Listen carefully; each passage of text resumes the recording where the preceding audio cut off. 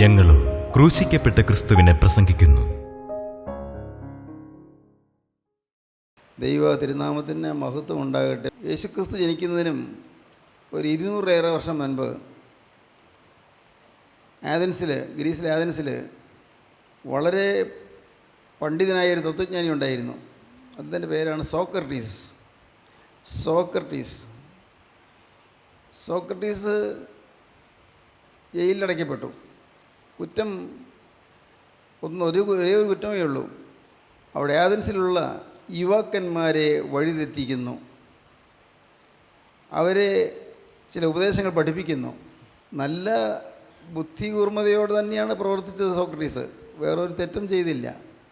യുവാക്കന്മാർക്ക് സത്യം പറഞ്ഞു കൊടുത്തു, അത്രയേ ഉള്ളൂ. പക്ഷേ അന്നത്തെ ഗവൺമെൻറ് സോക്രട്ടീസിനെ കാരാഗൃഹത്തിലാക്കി. സോക്രട്ടീസിന് ഒരു മനസ്സാഞ്ചലി ഉണ്ടായില്ല. വേണമെങ്കിൽ സോക്രട്ടീസിന് രക്ഷപ്പെടാമായിരുന്നു. ഞാൻ ഇനി അങ്ങനെയൊന്നും ആരോടും യുവാക്കന്മാരോട് സംസാരിക്കില്ല. ആഥൻസിൻ്റെ തെരുവിലെ പല ഭാഗങ്ങളിൽ നിന്നുകൊണ്ട് ഒന്ന് കൂടുന്ന ചെറുപ്പക്കാരോട് സംസാരിച്ചുകൊണ്ടിരുന്നതാണ്. അല്ലാതെ ഒരു പ്രത്യേക ഒരു സ്ഥലത്തോ അങ്ങനെയൊന്നുമല്ല. കണ്ടുമുട്ടുന്ന യുവാക്കന്മാരോട് സംസാരിക്കും.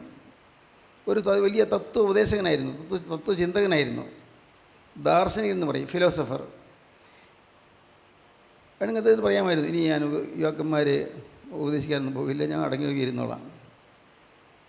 പക്ഷേ അതൊന്നും പറഞ്ഞില്ല, അദ്ദേഹം പറയുകയുമില്ല. കാരണം അദ്ദേഹം ഏറ്റവും നല്ല കാര്യം ചെയ്യുമെന്ന് അദ്ദേഹത്തിനറിയാം. വഴിതിരിച്ച് പോകുന്ന യുവാക്കന്മാരെ നേർവഴിക്കാക്കുന്നത് അദ്ദേഹത്തിനറിയാം. തെറ്റായ പാതയിൽ കൂടി പോകുന്ന യുവജനങ്ങളെ നേർവഴിയിലേക്ക് തിരിച്ചു വിടുന്നതെന്ന് അദ്ദേഹത്തിനറിയാം. അതുകൊണ്ട് തെറ്റായൊന്നും ചെയ്തില്ലെന്ന് അദ്ദേഹത്തിന് നല്ല ഉറപ്പുണ്ട്. അദ്ദേഹം അതുകൊണ്ട് മരണത്തിൽ രക്ഷപ്പെടണമെന്ന് വിചാരിച്ചില്ല. കൊല്ലുവാൻ വിധിച്ചു. ആരാച്ചാർ വന്നു കൊല്ലാനുള്ള ആൾ. അദ്ദേഹം പറഞ്ഞു, ഇപ്പോൾ ഈ ഒരു മരുന്ന് വായിലൊഴിച്ചു തരും, അത് ഹെംലോക്ക്, അത് വിഷമാണ്. ഹെംലോക്ക് വായിലൊഴിച്ചു തരും. ആ മരുന്ന് കുടിച്ച് നിങ്ങൾ നടക്കണം, ഈ മുറിക്കകത്തൂടെ നടക്കണം. കുറച്ച് നേരം നടന്നു കഴിയുമ്പോൾ നിങ്ങളുടെ തലയിലൊരു മരവിപ്പ് പോലെ തോന്നും. തൊട്ട് കഴിയുമ്പോൾ കഴുത്ത്, നെഞ്ച്, അര കാല് ഇങ്ങനെ ആ മരവിപ്പ് താഴോട്ട് ഇറങ്ങി വരും. കുറച്ച് കഴിയുമ്പോൾ നിങ്ങൾ മരിക്കും. സോക്രട്ടീസ് പുഞ്ചിരി കൊണ്ട് പറഞ്ഞു, ഞാൻ എന്തിനും തയ്യാറാണല്ലോ, ഞാൻ ഈ ശിക്ഷ ഏൽക്കാൻ ഞാൻ തയ്യാറാണ്. സോക്രട്ടീസിനെ അങ്ങനെ വിഷം കൊടുത്ത് അവർ കൊന്നു. ദൈവത്തിന് സ്തോത്രം. അത് കഴിഞ്ഞ് പിന്നെയും 200-ലേറെ വർഷം കഴിഞ്ഞ് കർത്താവായ യേശുക്രിസ്തുവിനെ ക്രൂശിക്കാൻ കൊണ്ടുപോയി. യേശുക്രിസ്തുവിനെ എന്തുമാത്രം പീഡകളാണ് കർത്താവ് സഹിച്ചത്, എന്തുമാത്രം യാതനകളാണ് കർത്താവ് സഹിച്ചത്. നമുക്ക് തോന്നും, എന്തുകൊണ്ടാണ് ദുഃഖ വെള്ളിയാഴ്ചയ്ക്ക് ഗുഡ് ഫ്രൈഡേ എന്ന് പറയുന്നത്? ഗുഡ് ഫ്രൈഡേ എന്താണ് ഗുഡ് ഫ്രൈഡേ ആയത്? ഏറ്റവും ദുരിതം നിറഞ്ഞൊരു ദിവസമല്ലേ അത്? ഏറ്റവും ദുഃഖം നിറഞ്ഞ ദിവസമല്ലേ? നട്ടുച്ചയ്ക്ക് കുരുട്ടുണ്ടായ ദിവസമല്ലേ? എന്തുകൊണ്ടാണ് ഇത് ഗുഡ് ഫ്രൈഡേ എന്ന് പറയുന്നത്? ഉണ്ട്, കാരണമുണ്ട്. ഗുഡ് ഫ്രൈഡേ ആണ്. ആ ഗുഡ് ഫ്രൈഡേ അന്ന് കർത്താവായ യേശു ക്രിസ്തു, നിരപരാധിയായ ക്രിസ്തു നിസ്സഹായനെ പോലെ നിലവിളിച്ചുകൊണ്ട് ക്രൂശിൽ കിടന്ന ദിവസം. സഹോദരിപ്പം വല്ലവരും ഉണ്ടോ എന്ന് നോക്കി, ആരെയും കണ്ടില്ല. ആരുമെങ്കിലും ഉണ്ടോ നോക്കി. വേണമെങ്കിൽ വരാമായിരുന്നു. ആ 38 കൊല്ലം തളർവാദം ബാധിച്ച് കിടന്ന മനുഷ്യൻ സൗഖ്യം പ്രാപിച്ച അവന് വേണമെങ്കിൽ വരാമായിരുന്നു. അയ്യോ, യേശുവിനെ ഒന്നും ചെയ്യല്ലേ, ഞാൻ 38 കൊല്ലം തളർന്നു കിടന്ന ആളാണ്, എനിക്ക് സൗഖ്യം തന്നത് ഈ യേശുവാണ്, യേശു ദോഷമൊന്നും ചെയ്തില്ല കേട്ടോ, വേണമെങ്കിൽ അവന് വരാമായിരുന്നു. പക്ഷെ വന്നില്ല. 18 കൊല്ലം കൂന് ബാധിച്ചൊരു സ്ത്രീ ഉണ്ടായിരുന്നു. കൂന് നിവർന്നു. എന്തൊരത്ഭുതം! സാത്താൻ്റെ ബാധ മൂലം രോഗം വന്നു, കൂന് വന്നു. ആ സ്ത്രീക്കും ഓടി വരാമായിരുന്നു. അയ്യോ, ഞാൻ 18 കൊല്ലം കൂനി നടന്നതായിരുന്നു, എനിക്ക് നിവരാൻ പറ്റില്ലായിരുന്നു, നിവർന്നാരുടെ മുഖത്ത് നോക്കാൻ പറ്റില്ലായിരുന്നു. പക്ഷേ ഈ യേശു വന്ന് എന്നെ തൊട്ടു, ഞാൻ നിവർന്നു. ഈ യേശുവിനൊന്നും ചെയ്യല്ലേ കേട്ടോ, വേണമെങ്കിൽ പറയാമായിരുന്നു. 12 കൊല്ലം രക്തവാർച്ച ഉണ്ടായിരുന്ന സ്ത്രീ ഉണ്ടായിരുന്നു. 12 കൊല്ലം നിരന്തരം ബ്ലീഡിങ്. എന്തു ചെയ്യും? പക്ഷേ എല്ലാ ചികിത്സയും നിഷ്ഫലമായി തീർന്നു, ഫലിച്ചില്ല. ഒട്ടേറെ പണം ചെലവ് ചെയ്തു, ഉള്ളതെല്ലാം ചിലവഴിച്ചു, ഒട്ടും ഭേദം വന്നില്ല. അവൾക്കും ഓടി വരാമായിരുന്നു. അയ്യോ കൊല്ലല്ലേ, അയ്യോ ചെയ്യില്ല, ഒന്നും ചെയ്യില്ല, ഉപദ്രവിക്കില്ല എന്ന് പറയാമായിരുന്നു. ഈ യേശുവിൻ്റെ വസ്ത്രത്തിന് തൊങ്ങൽ തൊട്ടാണ് ഞാൻ സൗഖ്യം പ്രാപിച്ചത്, പറയാമായിരുന്നു. വന്നില്ല. മരിച്ച് നാറ്റം വെച്ച് തുടങ്ങിയ ലാസറുണ്ടായിരുന്നു. ലാസറിനും ഒന്നും വന്നില്ലേ, വരാമായിരുന്നല്ലോ. ലാസറിനും ഏങ്ങടിച്ച് കരഞ്ഞുകൊണ്ട്, അയ്യോ ഒന്നും ചെയ്യല്ലേ, അയ്യോ ഒന്നും ചെയ്യല്ലേ, ഞാൻ ജീവിച്ചിരിക്കാൻ കാരണം യേശുവാണ്, യേശു എന്നെ പാതാളത്തിൽ നിന്ന് എന്നെ പുറത്തു കൊണ്ടുവന്നു, ലാസറെ പുറത്തു വരികയെന്ന് വിളിച്ചു, ഞാൻ ഉയർത്തെഴുന്നേറ്റു. പറയാമായിരുന്നു, പറഞ്ഞില്ല. ദൈവത്തിന് സ്തോത്രം, ദൈവത്തിന് സ്തോത്രം. പ്രിയപ്പെട്ടവരെ, ദുഃഖ വെള്ളിയാഴ്ച ദുഃഖത്തിൻ്റെ വെള്ളിയാഴ്ച തന്നെയാണ്, പക്ഷേ അത് നല്ല വെള്ളിയാഴ്ചയാണ്, നല്ല വെള്ളിയാഴ്ച. ദൈവത്തിന് സ്തോത്രം. അന്ന് യേശുക്രിസ്തുവിനെ അധിക്ഷേപിക്കാവുന്നതിൻ്റെ പരമാവധി അവർ അധിക്ഷേപിച്ചു, അപഹസിച്ചു, പരിഹസിച്ചു. പക്ഷേ ഒരു കാര്യം കർത്താവ് നമ്മളോട് പറഞ്ഞു, ഞാൻ പോയ വഴിയേ നിങ്ങൾ വന്നാൽ മതി, ക്രൂശിൻ്റെ വഴിയേ വന്നാൽ മതി. ഞാൻ പോയൊരു പാതയുണ്ട്, ആ പാത ആളുകൾ അവഹേളിക്കുന്നൊരു പാതയാണ്, ആളുകൾ പരിഹസിക്കുന്ന പാത, സകലരും വെറുക്കുന്നൊരു പാത, കൂടെ നിന്നവർ പോലും തള്ളിപ്പറയുന്നൊരു പാത, ഞാൻ സ്നേഹിച്ചവർ പോലും എന്നെ നിഷേധിക്കുന്നൊരു പാത. ഏറ്റവും സ്നേഹിച്ചവർ പോലും എന്നെ ഒറ്റിക്കൊടുത്തൊരു പാത, ഞാൻ ഏറ്റവും സ്നേഹിച്ചവർ പോലും എന്നെ തള്ളിപ്പറഞ്ഞ പാത. നിങ്ങൾ ആ പാതയിലൂടെ വരുമോ? ദുഃഖവെള്ളിയാഴ്ച കർത്താവ് ചോദിക്കുന്നതാണ്, വരുമോ? വർഷങ്ങൾ കഴിഞ്ഞു പോകും, ദുഃഖവെള്ളിയാഴ്ചകൾ വീണ്ടും വീണ്ടും വരും. നമ്മുടെ സ്ഥിതി എന്താണ്?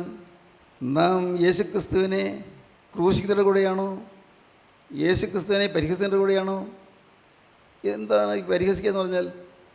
കർത്താവിൻ്റെ കൂടെയാണെങ്കിൽ നമുക്ക് വരുന്ന പരിഹാസങ്ങളും അവഹേളനങ്ങളും അതെൻ്റെ അവകാശമാണ്, എൻ്റെ പദവിയാണെന്ന് മനസ്സിലാക്കാൻ സാധിക്കണം.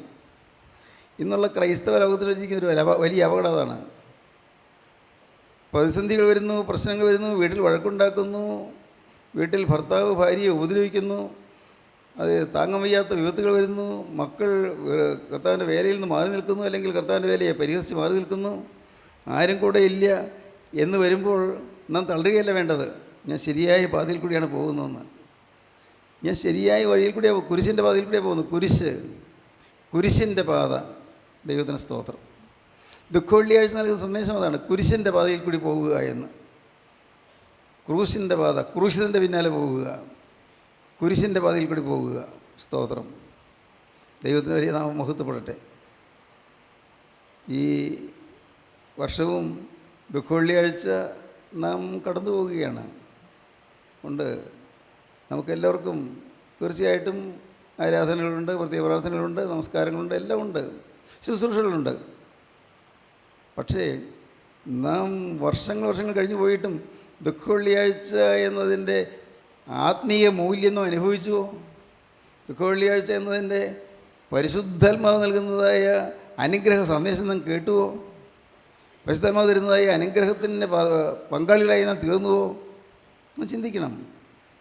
ഈ ദിവസം, ഇന്നത്തെ ദുഃഖവെള്ളിയാഴ്ച, ഇന്നേ ദിവസം എൻ്റെ കർത്താവേ, ഞാൻ എൻ്റെ ജീവിതത്തിൽ ലഭിക്കാവുന്നതിലേക്കും പരമമായി സൗഭാഗ്യം ലഭിച്ച ദിവസം എനിക്ക് എൻ്റെ ഓർമ്മയിൽ തെളിഞ്ഞു വരുന്ന ദിവസം, എന്തൊരു മഹാഭാഗ്യ ദിനം എന്ന് ചിന്തിക്കാൻ നമുക്ക് സാധിക്കുമോ? Good Friday. നമുക്ക് വേദപുസ്തകത്തിൽ വാക്യം വായിക്കാം.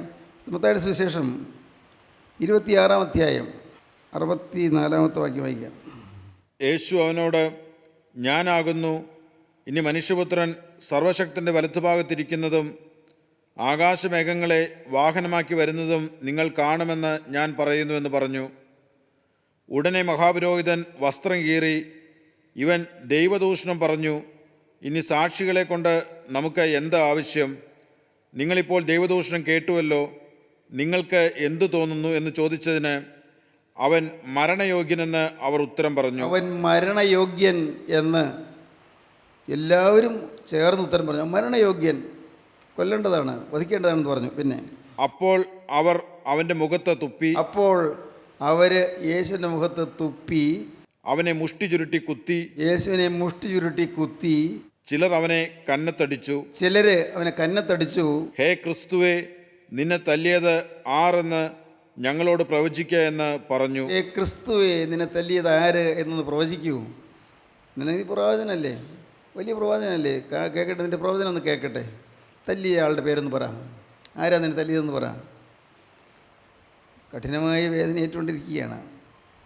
മുൾമുടി തലയിൽ വെച്ച് അടിച്ചതുകൊണ്ട് ആ തല മുഴുവനും ഇങ്ങനെ വിങ്ങിക്കൊണ്ടിരിക്കുകയാണ്, ചോര ഒഴുകിക്കൊണ്ടിരിക്കുകയാണ്. മുഖത്തേക്ക് തുപ്പി, എത്രയോ ജനം, എല്ലാവരും കാണുകയും മുഖത്തേക്ക് തുപ്പി. സ്തോത്രം. കർണത്തേക്ക് അടിച്ചു. ചോദിച്ചു, ആരാ നിന്നെ തലയെന്ന് പറയൂ, കേൾക്കട്ടെ, നീ പ്രവാചകനാണെന്ന് ഞങ്ങൾ നോക്കട്ടെ. പരിഹസിക്കുന്നതിൻ്റെ പരമാവധി പരിഹസിക്കുകയാണ്. വാക്യം ശ്രദ്ധിക്കുക.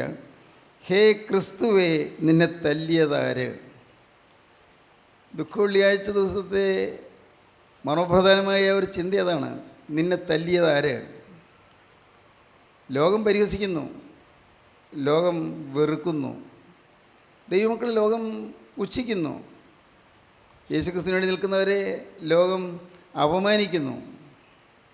ആർക്കും യേശുക്രിസ്തുവിൻ്റെ കൂടെ പോകുക എന്ന് പറയുന്നതിനെക്കുറിച്ച് ഒരു സന്തോഷവും ഇല്ലെന്ന് മാത്രമല്ല, അതൃപ്തിയാണ് പലർക്കും. എന്തോ വിട്ടിത്തം പറ്റി പോകുന്നു, ബോധമില്ലാതെ പോകുന്നു, വിവരക്കേടാണ്. അന്തസ്സായിട്ട് ജീവിക്കേണ്ട സമയത്ത് ഈ യേശുവിൻ്റെ വാക്കും പറഞ്ഞുകൊണ്ട് നടക്കുന്നത് എന്തൊരു ബുദ്ധികേടാണ്, എന്തൊരു അബദ്ധമാണ് ഈ കാണിക്കുന്നതൊക്കെ ചിന്തിക്കും ചിലർ. നമ്മളോട് സ്നേഹമുള്ളവരും ചിന്തിക്കും, ചെയ്യോ ഇത്രയും വലിയ യാതന കേൾക്കേണ്ട കാര്യമുണ്ടോ, ഇത്രയും വലിയ അപമാനം കേൾക്കേണ്ട കാര്യമുണ്ടോ, അത് നമുക്ക് മാന്മര്യാദയിൽ ജീവിച്ച് പോയാൽ മതിയല്ലോ. പാവം കൂടെ ഒക്കെ ജീവിക്കുക, വലിയ തെറ്റൊന്നും വരാതെ ജീവിക്കുക. പിന്നെ മാനസികമായ വീക്ക്നെസ്, ഹ്യൂമൻ വീക്ക്നെസ്, മാനസികമായ ബലഹീനതയൊക്കെ ഉണ്ട്, അങ്ങനെയൊക്കെ ജീവിക്കാമെന്നല്ലേ ഉള്ളൂ. അല്ലാതെ ഇങ്ങനെ ഇത്രയും അപമാനം സഹിക്കേണ്ട ആവശ്യം വല്ലതും ഉണ്ടോ? ഇത്രയും നിന്നയേൽക്കേണ്ട ആവശ്യമുണ്ടോ? ദൈവത്തിന് സ്തോത്രം. നമ്മുടെ കൂടെ ഉള്ളവർ പോലും അങ്ങനെയൊക്കെ ചിന്തിക്കും, ഇത്രയ്ക്ക് വേണമോ? ദൈവത്തിന് സ്തോത്രം. പ്രിയപ്പെട്ടവരെ, ഹേ ക്രിസ്തുവേ നിന്നെ തല്ലിയതാര്? ദൈവത്തിന് വലിയ നാമം മഹത്വപ്പെടട്ടെ. ആരെല്ലാമാണ് തല്ലിയത്? യേശു ക്രിസ്തു തല്ലിയത് ആരെല്ലാമാണ്? ഹേ ക്രിസ്തുവേ നിന്നെ തല്ലിയതാര്? നമുക്ക് ഓരോന്ന് വായിച്ചു നോക്കാം. ഹേ ക്രിസ്തുവേ നിന്നെ തല്ലിയതാര്? ദൈവത്തിന് വലിയ നാമം മഹത്വപ്പെടട്ടെ. മത്തായിയുടെ സുവിശേഷം 26-ാം അധ്യായം 48, 49, 50 വാക്യങ്ങൾ വായിക്കാം. അവനെ കാണിച്ചു കൊടുക്കുന്നവൻ ഞാൻ ഏവനെ ചുംബിക്കുമോ അവൻ തന്നെയാകുന്നു. അവനെ പിടിച്ചുകൊള്ളുവിനെന്ന് അവർക്ക് ഒരു അടയാളം കൊടുത്തിരുന്നു. ഉടനെ അവൻ യേശുവിൻ്റെ അടുക്കൽ വന്നു, റബി വന്ദനമെന്ന് പറഞ്ഞ് അവനെ ചുംബിച്ചു. യേശു അവനോട്, സ്നേഹിത, നീ വന്ന കാര്യം എന്ത് എന്ന് പറഞ്ഞപ്പോൾ അവർ അടുത്ത് യേശുവിന്മേൽ കൈവച്ച് അവനെ പിടിച്ചു. ദൈവത്തിന് സ്തോത്രം. ഹേ ക്രിസ്തുവേ നിന്നെ തല്ലിയതാര്? ഒന്നാമത് ക്രിസ്തുവിനെ തല്ലിയത് സ്വന്തം ശിഷ്യൻ തന്നെയാണ്. ഇസ്കരിയോത്ത് യൂദായാണ് തല്ലിയത്. യൂദാ കൈകൊണ്ട് തല്ലിയില്ല, പക്ഷേ തല്ലുന്നതിന് കാരണക്കാരനായി തീർന്നു. അത് ചിന്തിക്കണം. ക്രിസ്തുവിനെ തല്ലുന്നതിന് എനിക്ക് പങ്കുണ്ടോ? ക്രിസ്തുവിനെ തല്ലിയതിന് എനിക്ക് എന്തെങ്കിലും പങ്കുണ്ടോ? എൻ്റെ ജീവിതത്തിൽ എന്തെങ്കിലും കാരണവശാൽ ഞാൻ ക്രിസ്തുവിനെ തല്ലിയ ആ ഒരു ബോധ്യം എനിക്കുണ്ടോ? ക്രിസ്തുവിനെ തല്ലുക, ക്രിസ്തുവിനെ ഒറ്റിക്കൊടുക്കുക. ദൈവത്തിന് സ്തോത്രം. ഈ കൂട്ടായ്മയിൽ ചേർന്ന് വന്ന് വാസ്തവത്തിൽ പരിശുദ്ധാത്മാവിൻ്റെ നൽവരങ്ങൾ അനുഭവിക്കുകയും കൃപയുടെ വചനം കേൾക്കുകയും ചെയ്ത ചിലരെല്ലാം കൂട്ടായ്മ വിട്ട് പോവുകയും പിന്നെ ഒറ്റിക്കൊടുക്കുകയും ചെയ്യുന്നു. എന്ന് പറഞ്ഞാൽ ഇല്ലാത്തത് പറഞ്ഞ് നമ്മെ അവമാനിക്കാൻ ശ്രമിക്കുന്നു, അവഹേളിക്കാൻ ശ്രമിക്കുന്നു. അപ്പോൾ വാസ്തവത്തിൽ ക്രിസ്തുവിനെ തല്ലുകയാണ് ചെയ്തത്, അറിയുന്നില്ല. ക്രിസ്തുവിനെ തല്ലിയതാര്? യൂദാസ് ഇസ്കരിയോത്ത തല്ലി. ഒറ്റിക്കൊടുത്തവൻ യൂദാസ് ഇസ്കരിയോത്ത തല്ലി. അവൻ ചുംബിച്ചേ ഉള്ളൂ, അവൻ തല്ലിയില്ല. പക്ഷേ ഇസ്കരിയോത്ത യൂദാണ് ക്രിസ്തുവിനെ തല്ലിയത്. ഒരു നിമിഷം ചിന്തിക്കൂ, ഞാൻ യേശുവിനെ തല്ലുന്നതിന് പങ്കാളിയാണോ? യേശുവിനെ ഞാൻ എവിടെയെങ്കിലും ഒറ്റിക്കൊടുത്തിട്ടുണ്ടോ? യേശു നാമം ഉച്ചരിക്കാൻ ഞാൻ നാണിച്ചിട്ട് പോയിട്ടുണ്ടോ? യേശു ക്രിസ്തുവിൻ്റെ വചനം എടുത്തുകൊണ്ട് പോകാൻ എനിക്ക് നാണം വന്നിട്ടുണ്ടോ? യേശു ക്രിസ്തുവിൻ്റെ വചനം പ്രസ്താവിക്കാൻ നാണം വന്നിട്ടുണ്ടോ? യേശു ക്രിസ്തുവിൻ്റെ വേലക്കാരനാണ് എന്നുള്ളതിൽ എനിക്ക് ഒരു അപമാനം തോന്നിയിട്ടുണ്ടോ? ഞാൻ യേശുവിനെ ഒറ്റിക്കൊടുത്തവരാണോ? യേശുവിനെ ഒറ്റിക്കൊടുക്കുക. നാം ചിന്തിക്കണം. എനിക്ക് യേശു ക്രിസ്തുവിനെ സാക്ഷിക്കുക എന്നുള്ളതൊരു മോശമായി തോന്നിയിട്ടുണ്ടോ? ഞാനും ഈ കൂട്ടായ്മയിലുണ്ട് എന്ന് വരുന്നത് ഒരു അപമാനമായി തോന്നിയിട്ടുണ്ടോ? രഹസ്യമായിട്ട് കൂട്ടായ്മയിൽ വരാം, പ്രാർത്ഥനയെ സംബന്ധിക്കാം, താല്പര്യമുണ്ട്, അറിയാം, നല്ലതാണെന്നറിയാം. പക്ഷേ പരസ്യമായി ഞാനും ഈ കൂട്ടായ്മക്കാരനാണ്, ഞാനും ക്രിസ്തുവിൻ്റെ കൂടെ ഉള്ളവനാണ്, ഞാൻ അതിൻ്റെ ഒന്നാം സാക്ഷിയാണ് എന്ന് പറയാൻ തക്കമുള്ളതായ ആ ഒരു മനക്കരുത്ത് കിട്ടിയിട്ടുണ്ടോ നമുക്ക്? ഹേ ക്രിസ്തുവേ നിന്നെ തല്ലിയതാര്? ഒന്നാമത് തല്ലിയത് യൂദാ ഇസ്കരിയോത്ത. ഇസ്കരിയോത്തയ്ക്ക് ഒരു പരിപാടി ഉണ്ടായിരുന്നു. അവനറിയാം യേശുവിന് അത്ഭുതം ചെയ്യാൻ സാധിക്കുമെന്നറിയാം.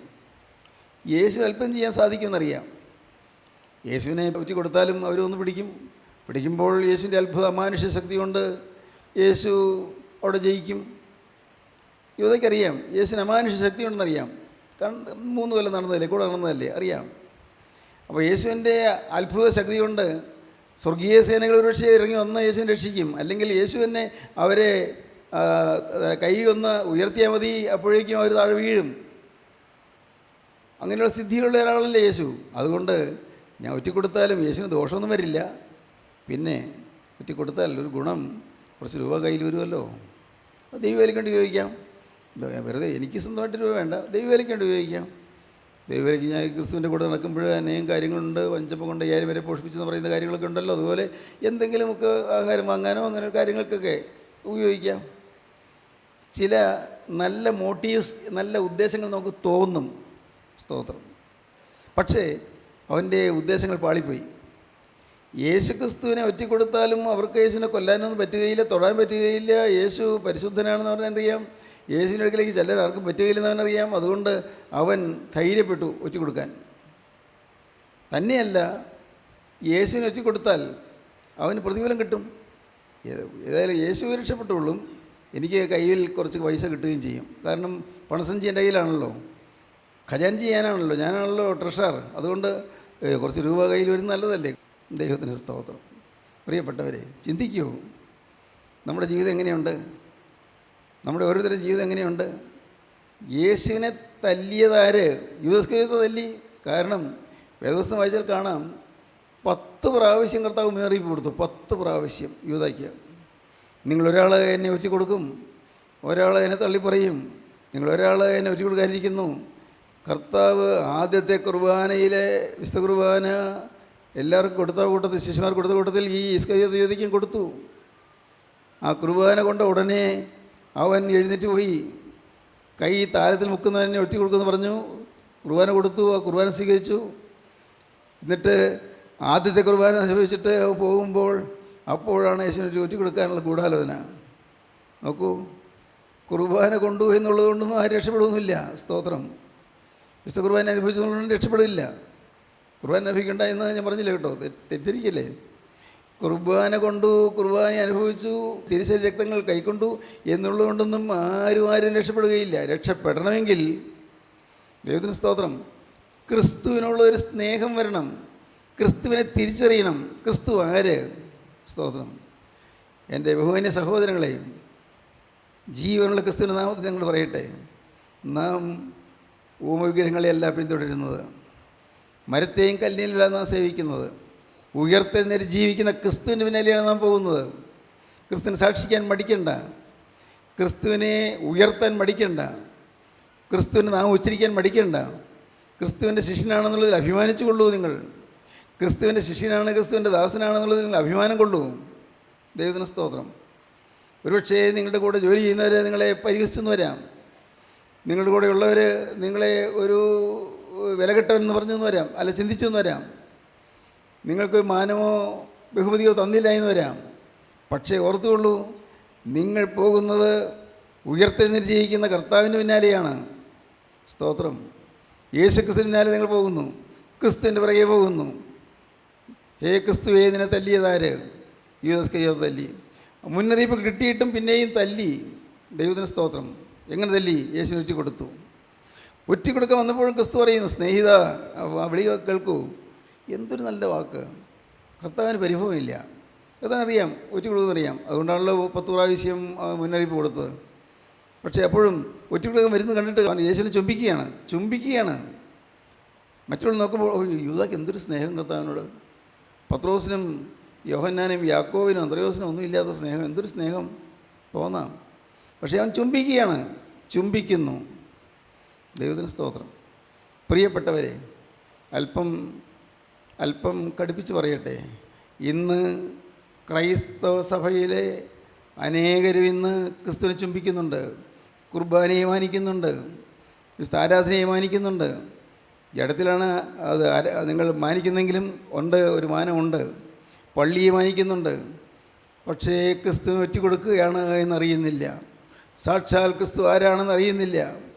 ക്രിസ്തു എന്തിനു വേണ്ടി വന്നെന്നറിയുന്നില്ല. എന്തിനു വേണ്ടി ക്രിസ്തു പ്രവർത്തിക്കുന്നറിയുന്നില്ല. ക്രിസ്തുവിനെ ഒറ്റിക്കൊടുക്കുന്നതിന് കൂടെ നാം ആകരുത്, ഒരിക്കലും ആയി പോകരുത്. നാം കൂട്ടായ്മയെ തള്ളി പറയരുത്, കൂട്ടായ്മയിൽ ദൈവവചനത്തെ നാം പുച്ഛിച്ച് കളയരുത്, ഒരിക്കലും പാടില്ല. കൂട്ടായ്മയിൽ കിട്ടുന്ന ദൈവത്തിൻ്റെ വചനത്തെ പുച്ഛിക്കരുത്, അപകടമാണ്. ദൈവത്തിന് സ്തോത്രം. ഒരിക്കലും ചെയ്യരുത്. നമ്മുടെ ജീവിതത്തിൽ നമ്മുടെ സ്വന്തം ബുദ്ധിയുടെ കണക്കൂട്ടലുകളിൽ നാം പെട്ടുപോകരുത്. സാരമില്ല, രക്ഷപ്പെട്ടുകൊള്ളും, കുറച്ച് രൂപ കിട്ടുമല്ലോ എന്നുള്ള ആ ധാരണയെല്ലാം വെറും ജഡീകമായ ധാരണകളാണ്. അത് ദൈവമക്കൾക്ക് ചേർന്ന ചിന്തകളില്ല. ദൈവത്തിന് സ്തോത്രം. വളരെ നല്ല നേരെയുള്ള വഴിയിൽ കൂടെ നിങ്ങൾ നീങ്ങണം. നേരെ വളരെ കൃത്യമായിട്ട് പോകണം. ദൈവത്തിന് സ്തോത്രം. എന്ന് പറഞ്ഞാൽ എന്താണ് അതിൻ്റെ അർത്ഥം? നിങ്ങളുടെ ജീവിതത്തിലെ എല്ലാ ചിന്താഗതികളെയും മാറ്റിവെക്കുക. ഞാൻ ആര്? ഞാൻ യേശുവിൻ്റെ സാക്ഷി. ഞാൻ ആര്? എൻ്റെ വിലയെന്ത്? ഞാൻ സ്വർഗത്തിലെ ദൈവത്തിൻ്റെ സാക്ഷി. എൻ്റെ മൂല്യം എന്തിൻ്റെ വിലയെന്ത്? സ്വർഗത്തിലെ കർത്താവായ യേശു ക്രിസ്തുവിൻ്റെ സാക്ഷിയായി ഭൂമിയിൽ ജീവിക്കുന്നൊരു മനുഷ്യൻ. ഞാൻ ആര്? ഞാൻ യേശു ക്രിസ്തുവിൻ്റെ അംബാസഡറായി ഇവിടെ നിൽക്കുന്നു, സ്വർഗത്തിൻ്റെ അംബാസഡറായി നിൽക്കുന്നു. സ്വർഗത്തിൻ്റെ അംബാസഡറായി ഭൂമിയിൽ ഞാൻ ജീവിക്കുന്നു. എൻ്റെ നിയമനം സ്വർഗത്തിലാണ്. എൻ്റെ നിയമന ഓർഡർ സ്വർഗത്തിൽ നിന്നാണ്. സ്തോത്രം. ആരും തലയെ കൈവച്ച് നിയമിച്ചതല്ല, ആരും വാഴിച്ചതല്ല. എൻ്റെ നിയമനം സ്വർഗത്തിൽ നിന്നാണ്. ദൈവത്തിന് സ്തോത്രം. സെമിനാരി പഠനം കിട്ടിയതുകൊണ്ടല്ല ഞാൻ ഈ നിലയിലായത്. സ്തോത്രം. നിങ്ങൾക്ക് നല്ല ഉറപ്പ് വേണം. എന്നെ മാനിച്ചത് ആരാണ്? സ്വർഗത്തിലെ ദൈവമാണ് മാനിച്ചത്. എന്നെ സ്വർഗത്തിലേക്ക് എടുത്തുകൊണ്ട് പോയി എന്നെ അഭിഷേകം ചെയ്ത് ദൈവത്തിൻ്റെ കൃപയാണ്, ദൈവത്തിൻ്റെ വലിയ വാത്സല്യമാണ്. ഞാൻ ആരാണ്?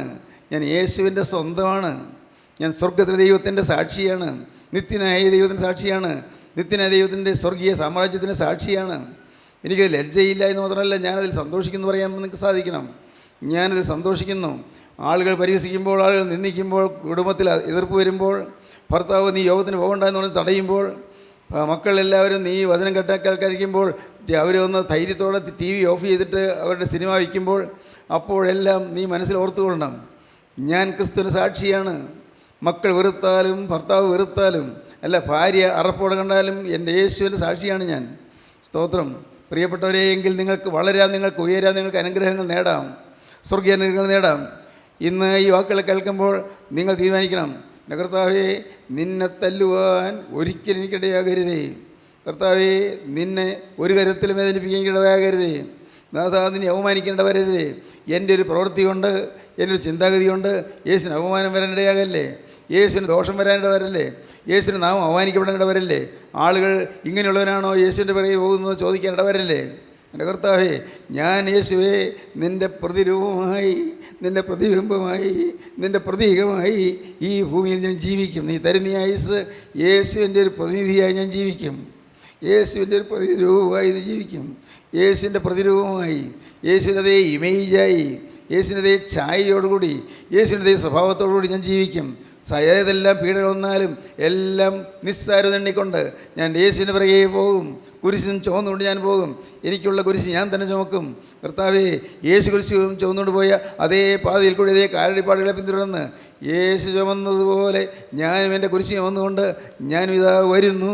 നാഥാ, എന്നെ നീ കൈക്കൊള്ളണമേ, എൻ്റെ മേൽ തൃക്കരം വയ്ക്കണമേ, എന്നെ നീ അനുഗ്രഹിക്കണമേ, എൻ്റെ സമർപ്പണത്തെ നീ പൂർണ്ണമാക്കി തരണമേ, സമർപ്പണത്തെ നീ അർത്ഥവത്താക്കി തരണമേ, അനുഗ്രഹം പകരണമേ. യേശുവേ, നീ എൻ്റെ കരുണ തോന്നണമേ. നമുക്ക് പ്രാർത്ഥിച്ച് സമർപ്പിക്കാം. ദൈവത്തിന് സ്തോത്രം.